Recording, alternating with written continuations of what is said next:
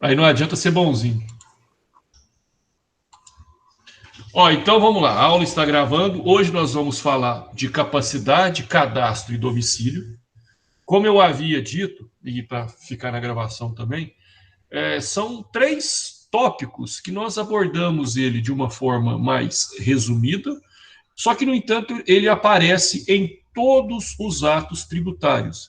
Ele aparece na obrigação, ele aparece na questão da responsabilidade, ele aparece na questão da competência. Então, em todo o momento, esse tripé ele será analisado. A questão de capacidade, a questão de cadastro e a questão de domicílio.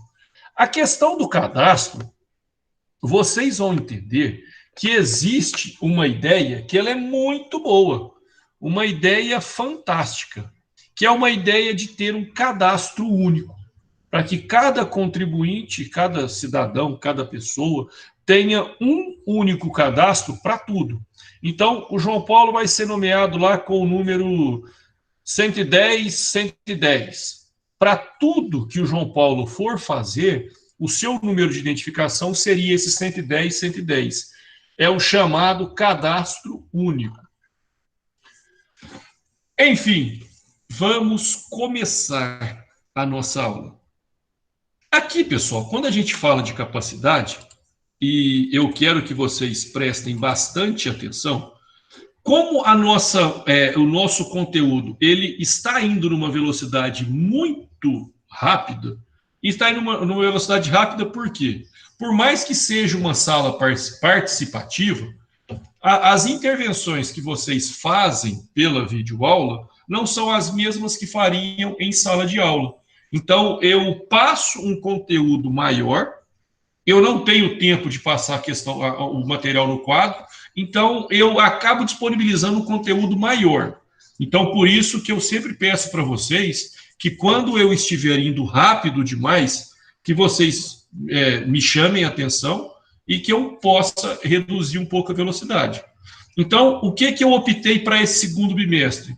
Para que a gente não acabe o nosso conteúdo daqui 2 semanas, eu optei, então, por colocar agora conteúdos menores para a gente poder ter o que tratar até o final do bimestre. E hoje, o que nós vamos falar, ele traz um link para a aula de segunda, porque na aula de segunda nós vamos falar de responsabilidade. E responsabilidade, querendo ou não, ela tem uma ligação muito forte com isso daqui. Certo? Então, de capacidade, o que nós precisamos compreender? Para fins de responsabilidade, para fins de tributação, tirar o responsável aqui da cabeça, o capaz é todo aquele que possa ficar na condição de sujeito passivo da obrigação tributária. Professor, me dê um exemplo. Seguinte, a pessoa que tem um imóvel, ela está na condição de figurar como sujeito passivo do tributo de IPTU. Alguém tem alguma dúvida quanto a isso? Não, né? Simples. Se eu tenho uma casa, eu sou capaz de figurar como sujeito passivo no IPTU. Eu sou responsável? Essa é uma outra discussão que nós teremos na aula segunda-feira. Mas a questão da capacidade, e é esse o próximo tópico que nós vamos tratar, a questão da capacidade tributária, ela está aqui e a capacidade civil está aqui. São diferentes. Embora ambas sejam capacidades, a capacidade tributária, ela independe da capacidade civil. Professor, me dê um exemplo. Pensem no Jones menor de idade. O Jones menor de idade, ele recebeu uma casa de herança. Aí, o Jones é menor de idade. O Jones, ele não é emancipado. E ele ganhou essa casa aqui de herança. A casa está caindo, Jones. as janelinhas. E eu achava legal aquela janela americana lá do sótão. Então, o Jones ganhou essa bela casa vermelha de herança. O Jones é menor, mas a casa é do Jones. Ele pode ser o sujeito passivo do IPTU? Ele pode ter uma casa? O que vocês me falam? O Jones é menor. Ele pode ter uma casa? Depende. Nesse caso, não. Nesse caso, ele pode ter uma casa, sim. Aqui, vocês não podem confundir capacidade com responsabilidade. Capacidade ele tem. O Jones pode ter uma casa. Em contrapartida, o Jones pode ser responsável pelo pagamento? Aí é uma outra questão. Os responsáveis pelos pagamentos serão os responsáveis do Jones. Ou seja, a capacidade dele está preservada. Então, embora ele não tenha a capacidade civil, ele pode ter sim a capacidade tributária. Professor, mas assim, vamos pegar num aspecto prático. O Jones é menor e ele tem uma casa. O pai e a mãe do Jones não pagam o IPTU. O Jones vai ter que pagar, nesse caso, nós vamos ver na aula de segunda-feira, que quem vai ser responsabilizado são os pais do Jones. Por quê? Porque o Jones não pode responder por algo que ele não tenha legitimidade. Embora a casa seja do Jones, a obrigação, a responsabilidade de realizar o pagamento do tributo, ela não recai a ele, por conta de sua incapacidade civil. Quanto à incapacidade, a capacidade tributária e a incapacidade civil, ficou tudo certo ou tem alguma dúvida? Tranquilo. Certo. Ótimo. A questão da capacidade também não depende de você estar ou não na administração de seus bens ou negócios. Professor, me dê um outro exemplo disso daí. Pensem que eu estou acometido de uma grave doença, porém transitória. Por esse período em que eu estou doente, o que vai acontecer? O juiz, ou a pedido da minha família, ou por algum pedido, ele vai nomear alguém para responder por mim durante o período que eu não puder fazê-lo. Nesse caso, eu continuarei capaz, eu continuarei sujeito passivo. No entanto, a responsabilidade pelo recolhimento do tributo, ela não será minha. Por quê? Porque não importa se eu estou ou não administrando os meus bens ou negócios. Se eles estão em meu nome, obrigatoriamente, o sujeito passivo sou eu. Obrigatoriamente, o sujeito passivo sou eu, podendo ou não administrar os meus bens. Isso daqui, pensem o dono de uma empresa que esteja fora do Brasil, que esteja acometido de uma doença grave, porém transitória, que ele não tenha discernimento ou não tenha condições que eu digo de presença física ou de qualquer que seja, não tenha condições de pagar o tributo ou de comparecer onde o tributo está sendo exigido. Embora ele tenha transferido essa responsabilidade pelo pagamento, a capacidade, a sua condição de sujeito passivo, ela permanece imutável. Quanto a essa característica, tudo certo ou alguma dúvida? Ô João Paulo. Oi. E se a pessoa ocorre um acidente e entra em coma, quem é o que é responsável? Se ele tiver no seu contrato social alguém que o substitua, é essa pessoa. Se não tiver, a requerimento de alguém, o juiz vai nomear uma pessoa. Sim. Aqui, gente, uma outra condição. Pensem que a pessoa jurídica, ela somente adquire a sua personalidade quando ela registra os seus atos constitutivos e tem a emissão do seu CNPJ.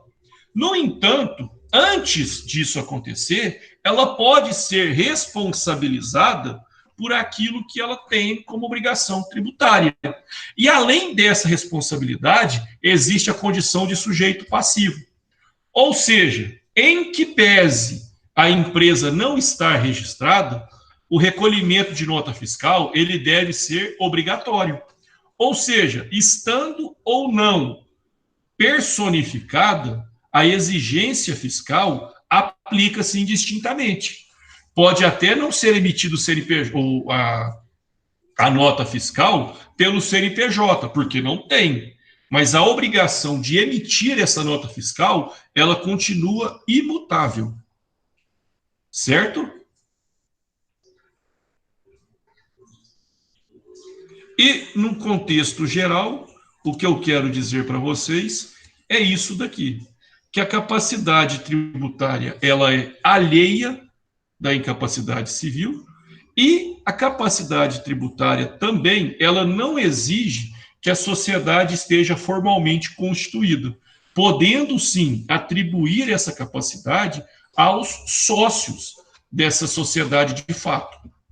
Certo? A única exigência que o legislador faz é quanto a isso daqui. Ó.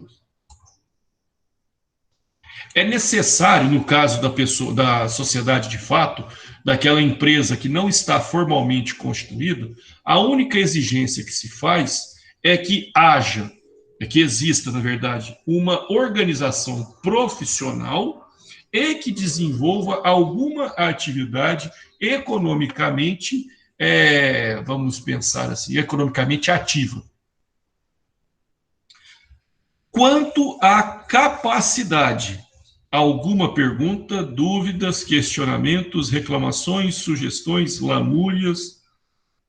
Eis o momento. Não mesmo? Vou considerar que está tudo límpido e cristalino. O cadastro pessoal, na nossa Constituição Federal, consta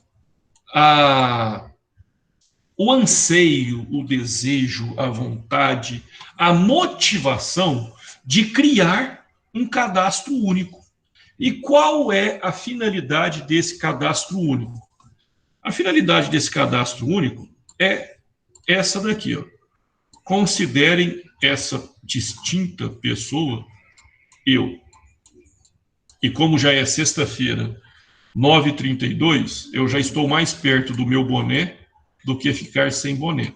Então, esse daqui é o João Paulo. Alegre, feliz e sorridente. A ideia do cadastro único é reunir todos aqueles inúmeros números de documentos que nós temos em apenas um só. Então, isso daqui facilitaria para tudo. No entanto, isso ainda não acontece.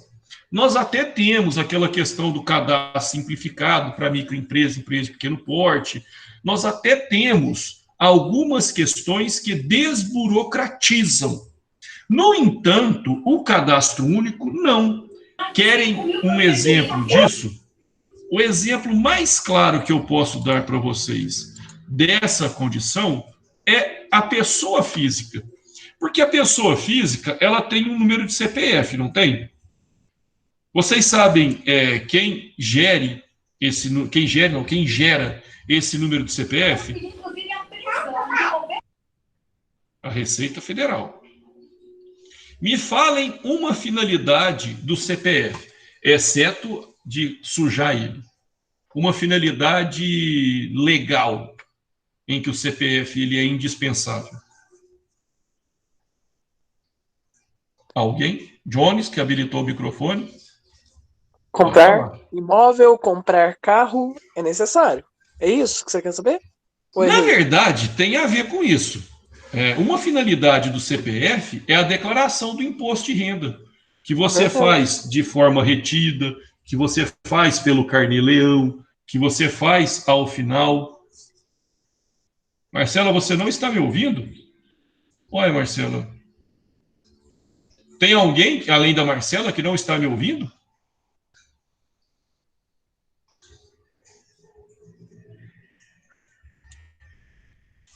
Pessoal, respondam a Marcela aí, porque senão ela deve estar doida, porque vendo eu mover a boca e ela não ouvir. Deixa eu escrever aqui para ela.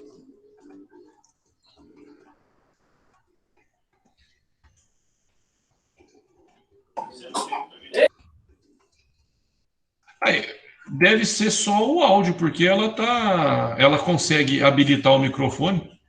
Então, pessoal, o CPF, ele é indispensável, por exemplo, para a declaração do imposto de renda.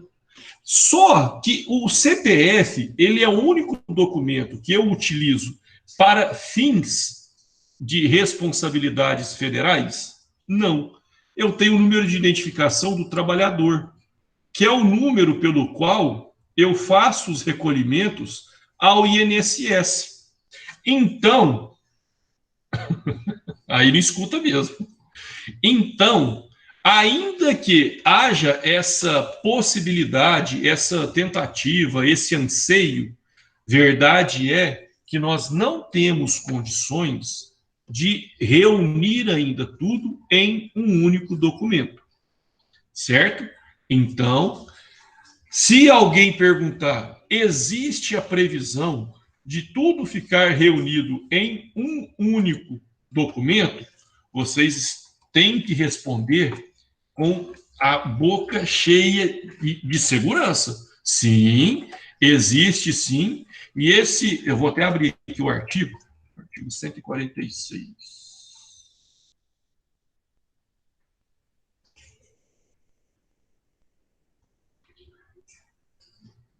Cadê, gente? Só um minutinho aqui, que agora eu tinha fechado e, na verdade, eu não poderia ter fechado o que eu fechei. Só um minutinho, gente. 2 palitos eu resolvo isso daqui.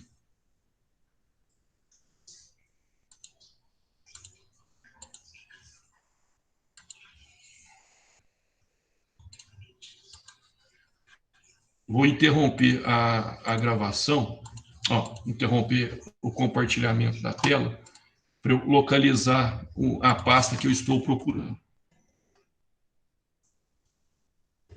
Eita Jesus.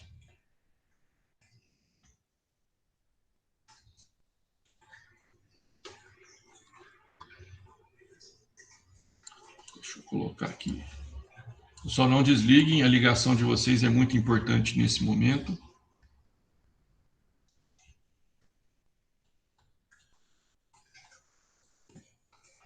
Estou finalizando aqui.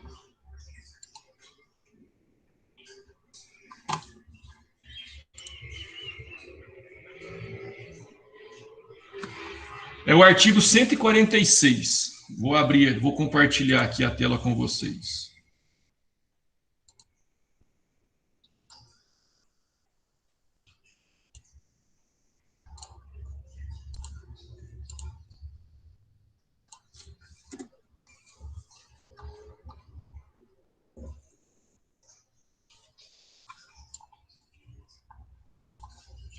Vocês estão vendo um trecho de lei em que eu destaquei, que está aqui, artigo 146, cabe à lei complementar. Tananã, tananã, tananã, tananã, tananã.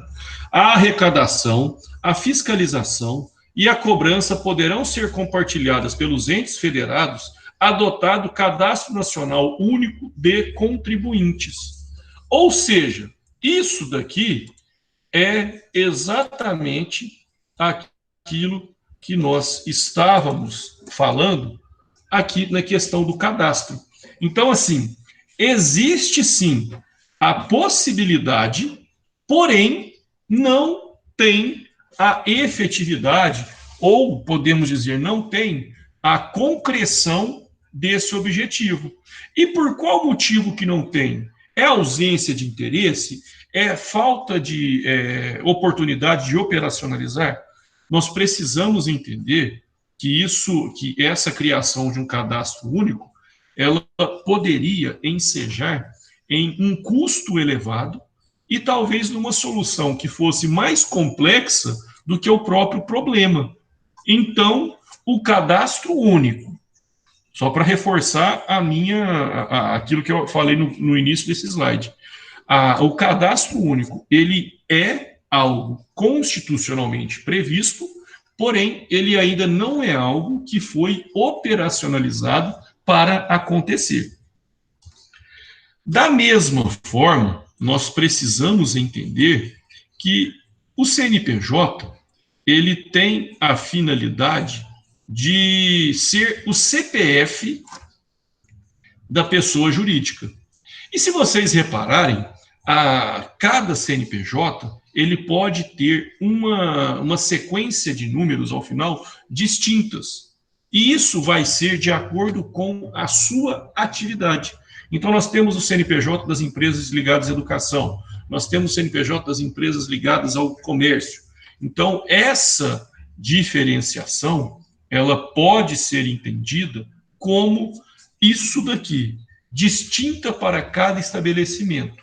Até porque não teria como também trabalhar considerando apenas uma única sequência de números. Aconteceria igual aconteceu com o telefone, igual aconteceu com as placas, em que, esgotados as possibilidades de repetições, o que vai acontecer? Vai ter que aumentar o número, vai ter que colocar uma letra, vai ter que fazer um escarcéu.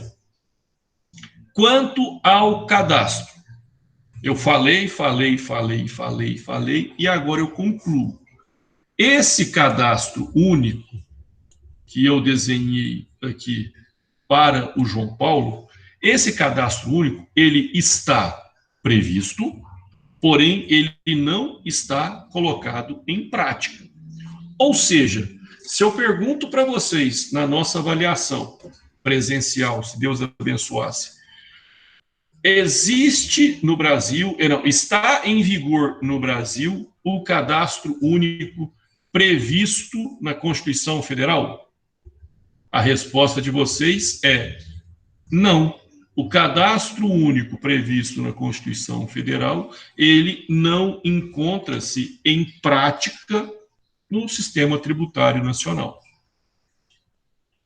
Quanto ao cadastro, perguntas, dúvidas, questionamentos, tudo ok? Alguém me responda? Tudo ok, tudo ok, tudo ok. Tudo ok. Ok. Muito obrigado.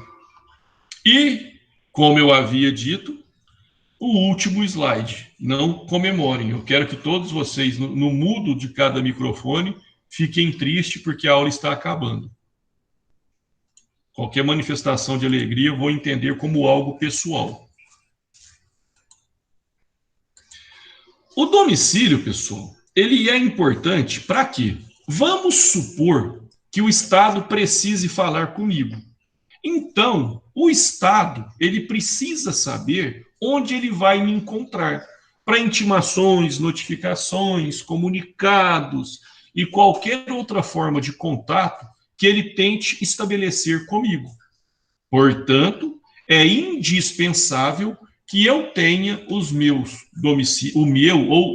domicílios devidamente atualizados.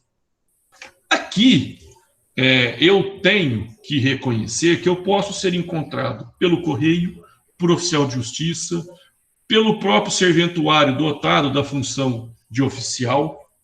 Eu posso ser encontrado pelo órgão. De que maneira? Da maneira que melhor lhe aprouver, desde que seja legal. Então, pessoal, eu tenho que pensar nas regras de fixação dessa ordem de domicílio. A primeira, a máxima, aquela que, se não houver nenhum tipo de erro, é a que é praticada. É essa daqui, ó. Eu, João Paulo, escolho onde eu quero ser encontrado. Professor, me explica aí que eu não entendi. Eu, João Paulo, eu tenho uma casa aqui em Uberaba, tenho uma casa em Natal e tenho uma casa em Porto Alegre. Eu posso escolher qualquer local que eu tenha vínculo para poder colocar como meu domicílio. Professor, então quer dizer que se eu moro em Uberaba, não obrigatoriamente o meu domicílio vai ser aqui? Veja bem, o seu domicílio tem que ser onde você pratica os seus atos. Se você mora em Uberaba, mas tem casas em Natal e tem casas em Porto Alegre, e nessas 3 cidades você exerce as suas atividades, você pode sim escolher qualquer um desses locais como seu domicílio. Basta que você exerça neles essa condição de morador. Simples, rápido e objetivo. Outro ponto que nós precisamos entender também. Quando se tratar de pessoa jurídica, via de regra, o domicílio é o da sede. No entanto, as filiais, elas podem ser ou podem ter atribuído cada um seu respectivo domicílio para aquilo que ela gere. Professor, me dê um exemplo. Emissão de nota fiscal. Se eu emito nota fiscal aqui, Uberlândia, Belo Horizonte, seja lá onde for, o meu domicílio pode ser onde eu movimento. Então, a pessoa jurídica pode ser o da sede ou de todas as suas filiais. Quando a gente fala de repartição pública é em qualquer lugar que ela tenha atendimento. Então, eu tenho atendimento Uberaba, Uberlândia, Belo Horizonte, Araxá, Sacramento, Montes Claros, Divinópolis, em qualquer desses lugares, eu tenho o domicílio. Agora, com uma novidade, nós temos o ECAC. Novidade não muito, né? Porque isso já tem algum tempo que já está liberado. Inclusive, hoje, pelo ECAC, quem já fez a sua declaração do imposto de renda, pode ser consultado se está na regra, se está na restituição. Acredito que daqui da sala ninguém esteja, porque esse primeiro lote são as pessoas com prioridades legais. Pelo ECAC, eu posso ter reconhecido o domicílio eletrônico, ou seja, meios em que eletronicamente eu possa ser encontrado. E agora, o ponto nevrálgico do nosso debate. O Estado pode recusar o domicílio informado pelo contribuinte? Isso é uma pergunta, estou fazendo para vocês. O Estado pode recusar o domicílio informado pelo contribuinte? Poder pode, né? A resposta tá sim. O início da resposta está certo. Poder pode. Mas cá de quê? Por que que pode? Completa aí, Jones.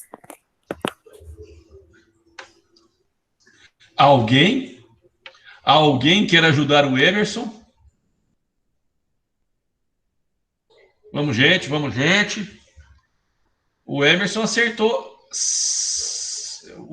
Emerson, você é parceiro. Acertou 50%. Falta mais 50%. Alguém quer tentar? Por que que pode recusar? Ou quando o Estado pode recusar? Alguém?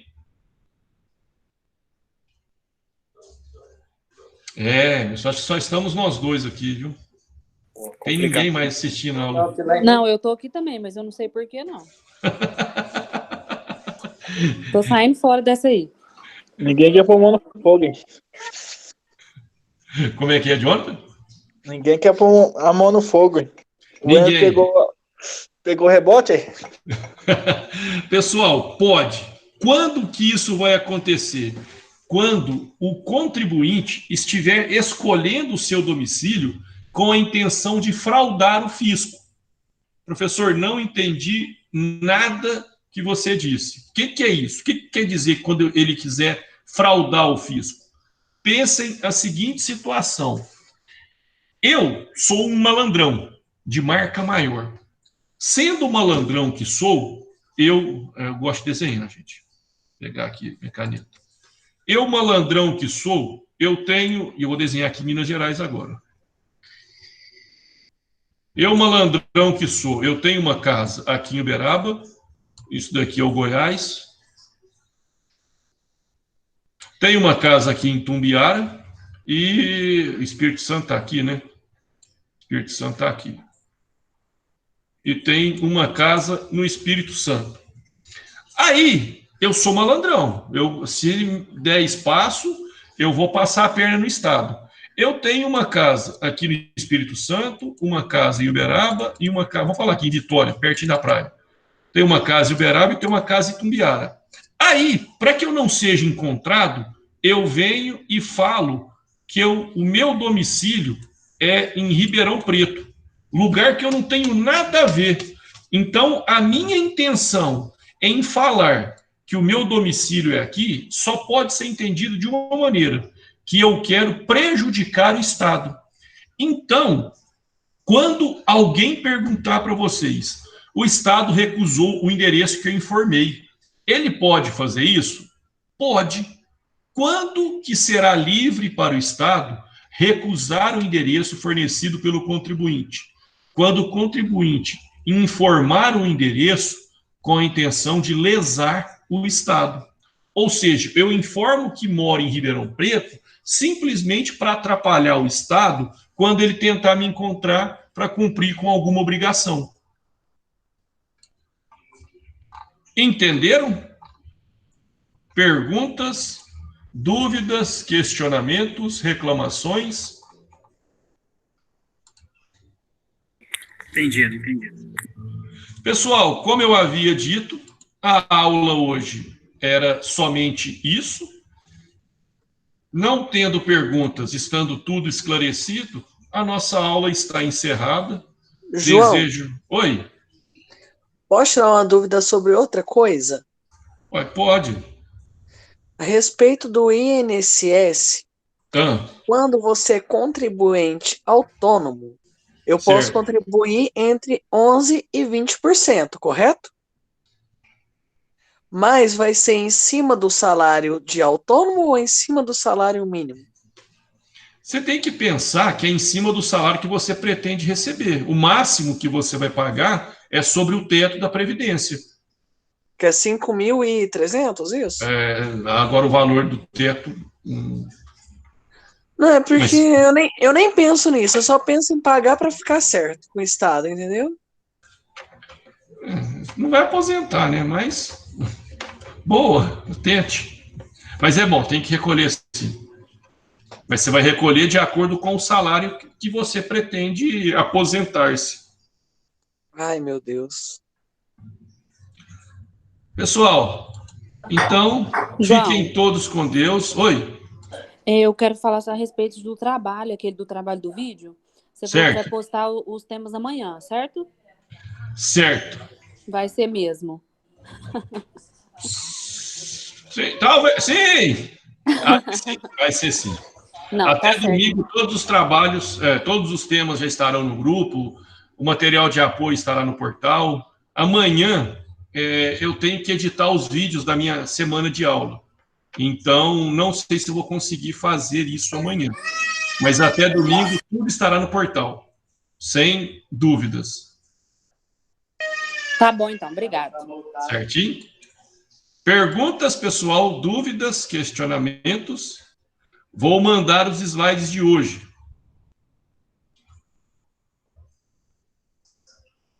Então, não tendo dúvidas, fiquem A todos Tainara com quer que você Deus. mande o slide de hoje. Vou mandar. Tá bom. Fiquem todos com Deus e um excelente final de semana. Até mais, gente. Tudo de bom. Até mais. Tchau. Ô, João, vamos falar pra você não. Obrigado, vocês também.